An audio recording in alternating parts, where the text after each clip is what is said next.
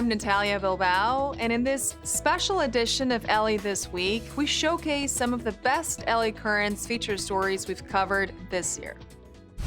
First up, we take a moment to extend our gratitude to our representatives by showcasing interviews with some of our LA City Council members, like Eunisses Hernandez, who started representing the 1st District this year. At CD5, Katy Yaroslavsky shares her journey to City Hall. Traci Park from CD11 discusses her community's needs. And Hugo Soto-Martinez, representing CD13, talks about the main concern citywide, homelessness. Let's check out these interviews. Well, the midterm elections introduced us to a lot of new faces with the LA City Council, and I'm delighted today to be joined by the representative of District 1, Eunisses Hernandez. So lovely to have you here. Thank you so much for having me, And congratulations. Thank you. I know it's been a couple months, but what was it that made you want to become a council member and represent the district that you live? I was born and raised in this district and have lived there for over 30 years. And I saw members in my community, the same people in my neighborhood, friends and family who kept being left behind and experiencing crisis over and over again, whether it's loss of jobs, being impacted by the foster care system, having mental health or problematic substance use and not getting met with support. Those are the things that drove me to run, because I saw that the influence, especially the local influence that a council member has on their constituents, and I felt that, living there my whole life, I've seen how we've been left behind in many cases. You had some, pretty bold things that you wanted to address. And so how is that going? Are any of your early term goals being reached? Right now, we are setting up our goals for our first year, 100 days, our 4-year goals, 8, 12. But right now what we're focusing on is meeting constituent services. Got it. For many parts of our district, folks don't know how to engage their council offices. They don't even know what their council offices are responsible for or what they can help with. And so what we're doing is we have built a very strong field team, so that when people call us, when they email us, they get a response. Whether it's, look, I don't have an answer for you now, but let me work on it, I'll get to you. But I do weekly recap videos of letting people know what we've done that week, both in council and in our committees. We started a series called City Hall 101, where we take on different items and educate people on, look, this is where you can find city council files. We're teaching folks how to use 311. We're teaching folks how to use different city tools so that we're meeting people where they're at. So there's an enormous, outward effort for education, but what have you learned? I mean, because obviously you are passionate, and that's apparent with a capital A. So what's been a surprise? What has been a surprise? All so of it, many I bet. things have been a surprise, yeah. It's patience, I feel, because there's a lot of barriers to moving things, but that does not deter us. It's like, how do we get across this? How do we get around this barrier to achieve our goal of supporting our constituents and responding effectively? So again, reminding myself, this is a marathon, you have to have patience. I think that's, for me, one of the biggest learning curves right now. All right, now if anyone wants to find out what's going on with CD1 or find out what's happening with you, what's the best way for them to find out? The 2 best ways that folks can find out what's happening in CD1 are to go to our Twitter or Instagram, which is CD1 Los Angeles, and they can go to our website at cd1.lacity.gov. I am delighted to be joined today by Councilmember Katy Yaroslavsky. Thanks for having me. You can't start any conversation without starting with homelessness, because the recent numbers came out. They're higher than anybody hoped. What did you learn, and how is it making you think about what you need to do in Council District 5?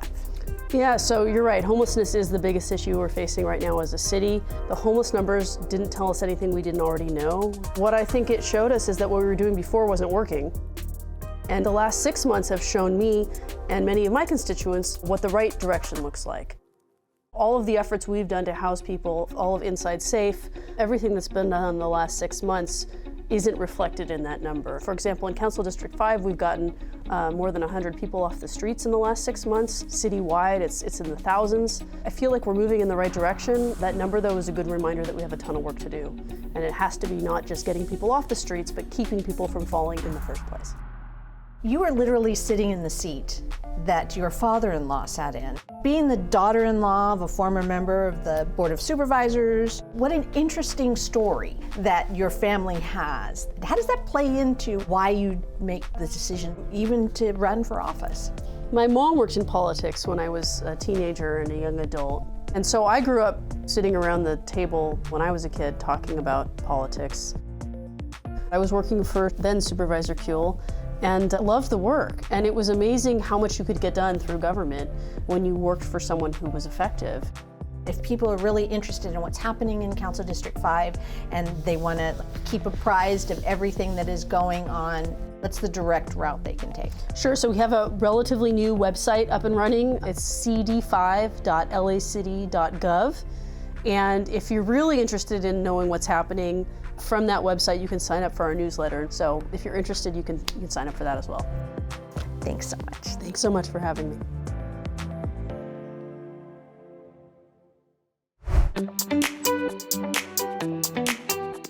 Well, after a successful 20-year career in law, she decided to focus her attention on public service. I'm delighted today to be joined by Councilwoman Traci Park from District 11. So nice to have you here. Maria, thank you for the invitation. It's wonderful to be here. You don't exactly have a traditional background in politics, so what prompted your decision to throw your hat in the ring?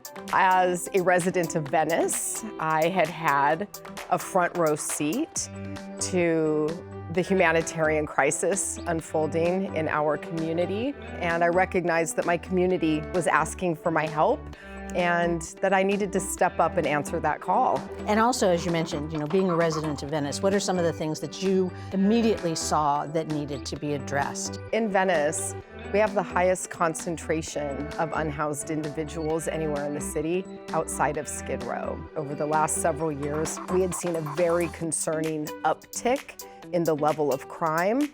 Our business community had been hard hit by the pandemic.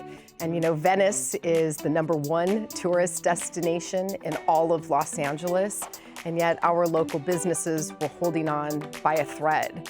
And so those were a lot of the things that were going on in the background that I was aware of and recognized that I might be able to help make some improvements.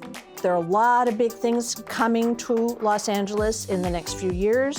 What is your strategy and how are you hoping to implement it? So I couldn't be more thrilled to be chairing trade, travel, and tourism. We have huge events coming with the World Cup and the Olympics and many other things. And this is a real opportunity to showcase our city.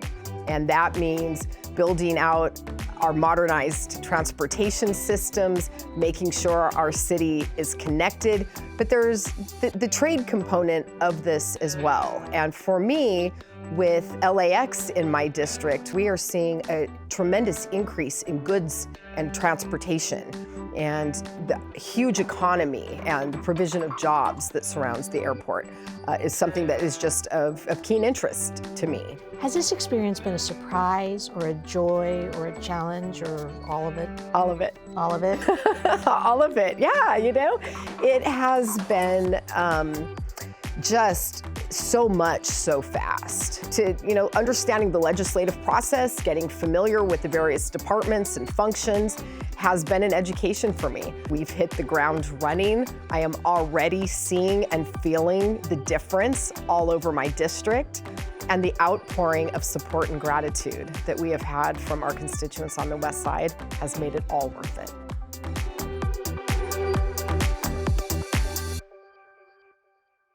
When we think about community, right, this is what community is about. For workers, for people of color, for the unhoused, for immigrants, LGBT folks, and all the people our society neglects. Being part of a community is power. He campaigned on building a people-powered movement, and the people voted. And in December of 2022, he was sworn into office to represent Council District 13. Hugo Soto-Martinez, hello, nice to have you here. Thank you so much, Maria. Very happy to be here.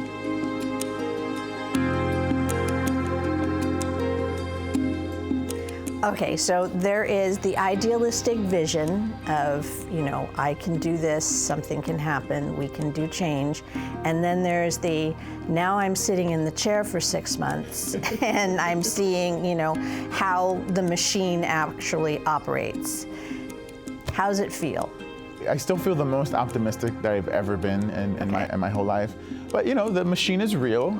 Being an organizer is different than governing. nobody ever does it alone. They do it because we're a community, and so we're trying to build that community in City Hall.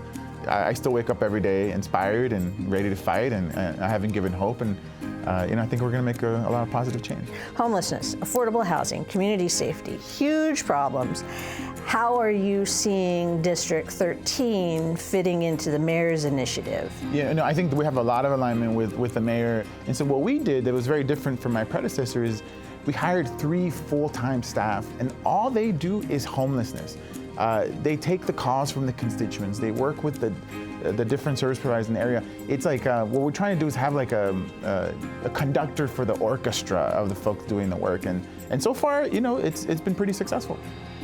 And another issue that's obviously top of mind for you is fears people might have of evictions. So where are we on that? Because I know that was something that you're very vocal about. Yeah, so I'm probably the only renter in City Council, and it is a concern. Evictions are going up. Now, luckily we passed 3 historic renter protections that will help folks, and there's many more that we want to pass. For one that we should absolutely have is if someone is being evicted or going through eviction proceedings, that they should have an attorney.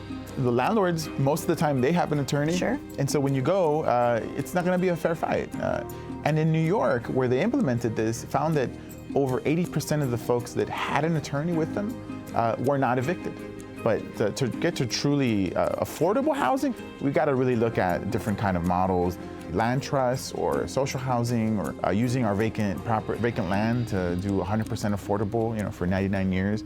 We got to do it all. If people wanted to reach out or get more information about what's happening in Council District 13, how can they do that? Sure, so they can check out the city website, which is cd13.lacity.gov. Well, it was delightful to talk with you, wonderful to meet you, and I look forward to having this opportunity again. Yeah, thank you so much. The Interstate 10 freeway has an early reopening. Winter shelters open across LA County, and the Department of Cultural Affairs announces artists' grants recipients. These stories up next on City Beat.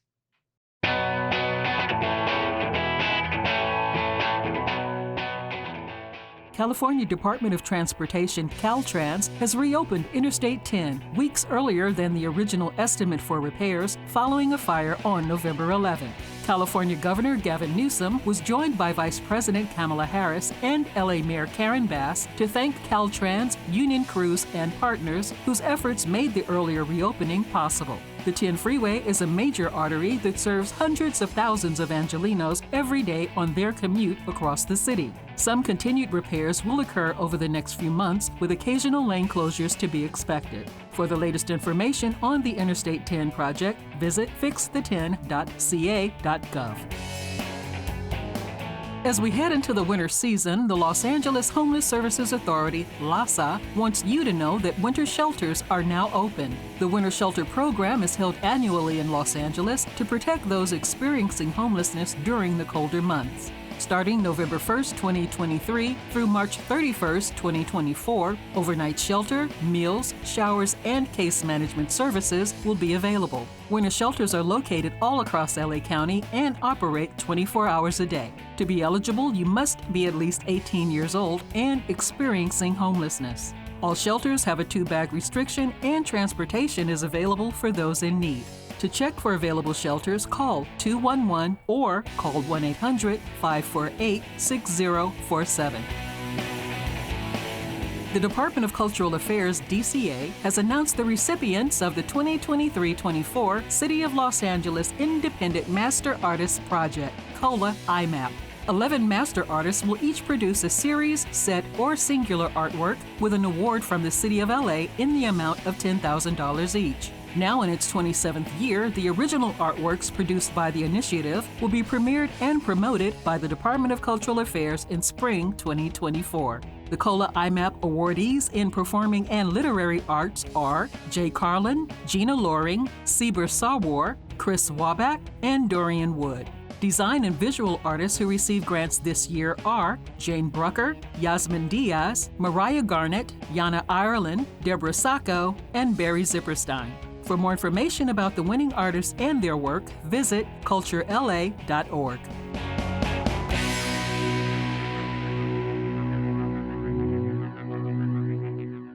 We continue on this special edition by highlighting some feature stories with heads of LA City departments. LAPD Chief Michael Moore discussed the efforts to strengthen ties with the community. LA City Clerk Holly Wolcott joined us to talk about her experience on the sidelines. The General Manager of the Community Investment for Families Department, Abigail Marquez, explained how resources are channeled, and LA City Controller Kenneth Mejia stressed the importance of accounting transparency. Let's take a look at these stories. On January 31st, the LA Police Commission unanimously voted to reappoint Chief Michael Moore to his second term, and I'm delighted to welcome him into the studio today to talk all about everything. So good to have you here. It's great to be here. Thank you. All right. You institutionalized the community safety partnership model and focused on community engagement, but in a very real way, why is this important to you? Well, the Community Safety Partnership Initiative is about building communities' capacity to take on more responsibilities for their own welfare, for their own improvement of safety conditions by understanding how city government works, how social programs are supposed to work, and the interplay with the department is really the glue that comes to a community and says, I know that you've distrusted not just the police, but there's a mistrust of government. We have failed you, the police and others, on so many different fronts. And we want to bring with a group of officers who have been specially trained and are committed to staying in your community for the next 5 years. We want to have them come and sit down and hear and listen to your experience. You have this balance that you need to maintain between recruitment and also making sure that the mental health capacity and capability of your officers is sound. So how is that being addressed now when you are looking to expand and, hire, but at the same time, hire the right people? So that's the thing. To your audience, I want to say we're hiring. And we're hiring not just police officers. We're hiring nearly every position in the organization. Mayor Bass is committed to rebuilding this organization, adding more than 500 of our personnel back into the workforce. That's going to allow us to deepen our community policing, be able to expand our community safety partnerships in more neighborhoods, expand the number of senior leads, deepen our work with alternative services, improve our technology. There's a whole host of things we have before us. And that excites me. It gives me an opportunity to look and say, there's more work to be done, and let's get to it. Chief Moore, thank you so much for this. And if people want to learn about the opportunities for employment with the LAPD or what's going on with the LAPD, what's the best way? Well, first of all, they can volunteer. Come down to any of our 21 police stations. We have some 2,000 plus volunteers. We would love to have them join us as community volunteers. There's a host of volunteer efforts that they can do. They can get behind the curtain. Secondly, if they want to be a little more distant than that, they can come to town halls and join us in neighborhood watch meetings and coffee with the cops. And then lastly, if they just want to go to the online site, they can go to LAPD Online. And they can look there and they can see a host of thousands of pages and videos and vignettes and other information about all aspects of our operations. But whatever they do, I would ask that they be involved. The city of Los Angeles is a safer city when all Angelenos are working together for just that goal. I'm delighted to be joined today by the LA City Clerk, Holly Wolcott. So nice to have you here. So nice to be here. Thank you for having me. What prompted your interest in this particular office in the first place? It's just fascinating to be on the edge of where everything happens. I mean, we're not necessarily the catalyst or a part of what is happening, but we're watching it and recording it all. So it's fascinating to be on the sidelines, I guess, and having a front row seat to what's happening in city government. As part of your tenure, have you been witness to something and been part of something that you realized this is historic? This is something that people are going to celebrate in years to come. I find that swearing in Mayor Bass was fascinating. I mean, just to swear in the first woman into office of the mayor, that was a huge honor.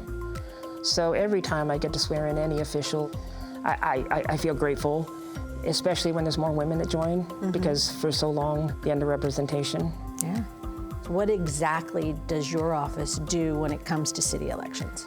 We're a non-political, non-partisan office. Yeah. So we're just trying to get information out that's factual. We're not trying to sway you to vote one way or another. We're just trying to make sure you know you have the opportunity to vote. Register to vote. Federal elections can be sort of sexy and everybody understands, so the President of the United States, but really it's locally, it's your local council and mayor that decide where resources go, what streets get paved, you know, where there's stoplights. A lot of those things get handled on a very local level, and that's why it's really important to make sure your interests are represented. So if someone wanted to access all this wonderful information that you have captured, we are on all social media platforms. But if you go to our website at clerk.lacity.gov, it'll provide all the information on where you can find us. all right. Well, thank you so much, Holly. This is fascinating. It's been a pleasure. I appreciate your time. Thank you so much, Holly. I am so delighted today to be joined by the General Manager of the Community Investment for Families Department, Abigail Marquez. Thank you so much for being here. Thank you for having me. In a general sense, what does the department do and how does it do it? Our department, first and foremost, serves as the administrator of the Consolidated Plan. The Consolidated Plan is a plan that we submit to the federal government, to the U.S. Department of Housing and Urban Development annually that allocates federal resources to the city. We work very closely with the mayor and the city council to prioritize how those resources will be implemented in communities across the city.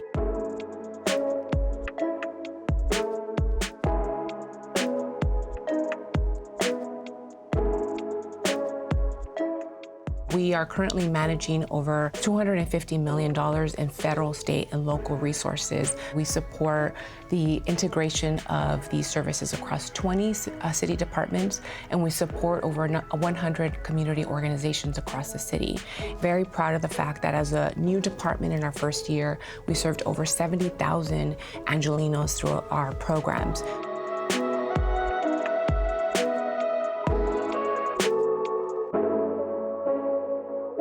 Are you optimistic? Because sometimes it seems the problems are outrunning the solutions. I am an eternal optimist. I think you have to be, especially if you are tackling some very, very challenging systemic problems.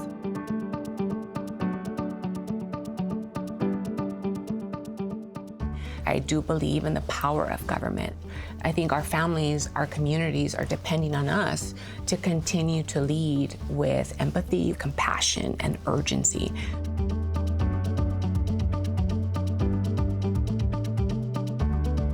I have a team that is also looking at me and my leadership in how I will guide the work that we have before us.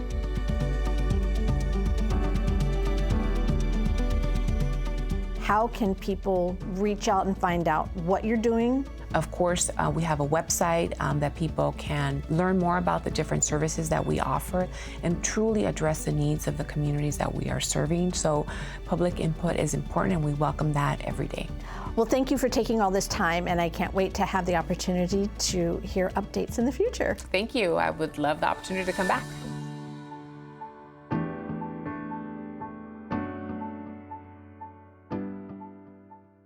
What was it about the controller's office that really intrigued you and you wanted to run and be in this position? So the city controller is the accountant, the auditor, the paymaster.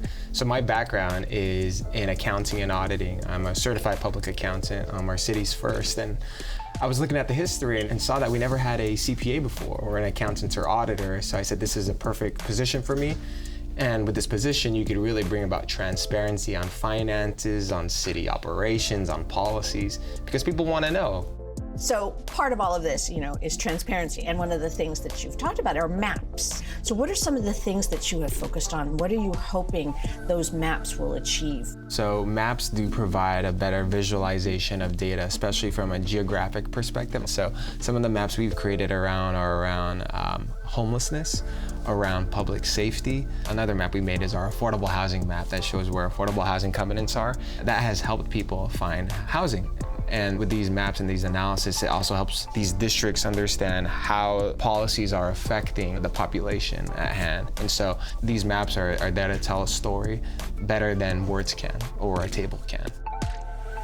What have you learned since you've been in office?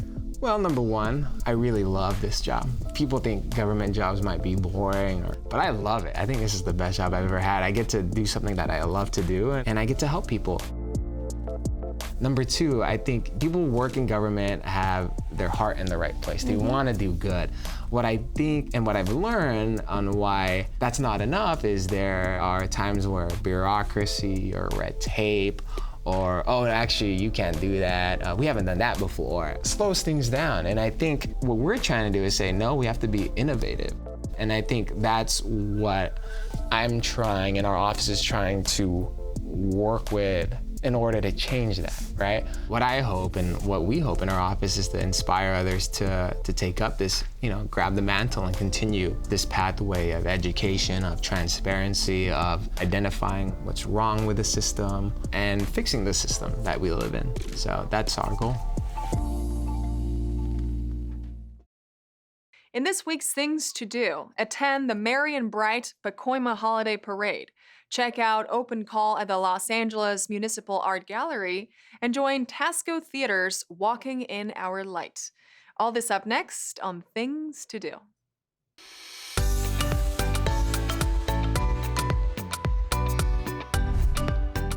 Councilwoman Monica Rodriguez, in partnership with the Pacoima Chamber of Commerce, presents the 56th Annual Pacoima Holiday Parade, and all are welcome. This community celebration brings a ton of holiday spirit to Van Nuys Boulevard, including local organizations and personalities, marching bands, dancers, equestrians, and local car and motorcycle enthusiasts. A jolly man wearing a red suit, Santa Claus, is also slated to appear. The 56th Annual Pacoima Holiday Parade takes place on Saturday, December 9th at 9:45 a.m., starting at Pacoima City Hall. The parade is free and open to the public. For more information, visit cd7.lacity.gov/events. LA's Municipal Art Gallery, LA MAG, and the Department of Cultural Affairs, DCA, present Open Call Apophenia. To celebrate the Municipal Gallery's 70th anniversary, this year's exhibition is an open call format, featuring works from 350 local artists. Open Call is subtitled Apophenia, which is perceiving a connection or pattern between random things. Curated by Nancy Meyer and Hugo Cervantes, the show displays painting, photography, and sculpture organized by connections in theme, medium, and color. Open Call Apophenia at Los Angeles Municipal Art Gallery begins on Saturday, December 9th at 2 p.m. and runs until March 16, 2024. The exhibition is free and open to the public. For more information, visit lamag.org. The Department of Cultural Affairs and Councilmember Bob Blumenfield invite you to Walking in Our Light, a community gratitude procession to celebrate the light in everyone, making Canoga Park a thriving neighborhood. Directed by John Lawrence Rivera with narration by Jacqueline Bernstein, the procession features storytelling, dance, and music. Among those taking part in Walking in Our Light are the Boys and Girls Club of the West Valley, Canoga Park Community Center, and Canoga Park Block Party. Walking in Our Light, a community gratitude procession, takes place on Saturday, December 9th at 5:30 p.m., starting at Taxco Theater on Owensmouth Avenue. To find out more and take part, visit culturela.org/events. And that's a look at some things to do.